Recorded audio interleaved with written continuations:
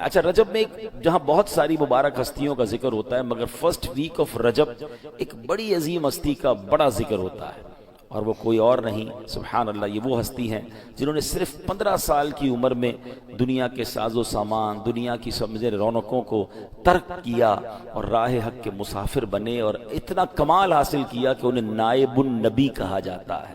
وہ ہستی جنہوں نے برے صغیر کو نور اسلام سے روشن کر دیا۔ یہ پاک و ہند تو پہلے ایک ہی تھا نا، یعنی ہم پر بھی ان کا احسان ہے، اس خطے میں اسلام لانا اور اسلام کو پھیلانے میں ان کا بہت بڑا کردار۔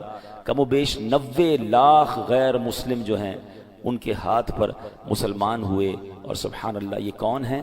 یہ خواجہ خواجگان، سلطان الہند، وارث النبی، نائب النبی، عطائے رسول، جنہیں دنیا خواجہ معین الدین حسن سنجری چشتی اجمیری رحمۃ اللہ تعالی کے نام سے جانتی ہے۔ آپ 537 ہجری میں سجستان کے علاقے سنجر میں پیدا ہوئے۔ نجیب الطرفین سید ہیں، یعنی والد اور والدہ دونوں کی طرف سے آپ سید زادے ہیں۔ 12 واسطوں سے آپ کا سلسلہ مولا کائنات مولا علی شیر خدا کرم اللہ تعالی وجہ کریم سے جا ملتا ہے۔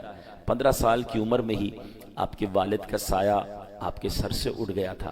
15 سال کی عمر میں ہی آپ نے گھر بار چھوڑا اور راہ خدا کے مسافر بن گئے۔ یہ بھی بڑا کمال کا واقعہ ہے۔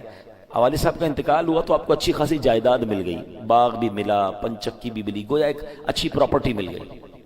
15 سال کے نوجوان کو زیادہ پیسے مل جائیں اور باپ کا سایہ بھی نہ ہو تو نارملی تربیت اچھی نہ ہو تو وہ اولاد اور بگڑ جاتی ہے، مگر والدین کی تربیت ایسی تھی، سید گھرانہ تھا، بڑا ادب سکھایا تھا والدین نے۔ ہوا یہ کہ آپ اپنے باغ میں بیٹھے تھے، ایک بزرگ نکلے سفید بالوں والے، داڑھی والے، چہرہ بڑا نورانی تھا، تو بڑی محبت سے اس 15 سالہ نوجوان نے اپنے باغ میں بلایا۔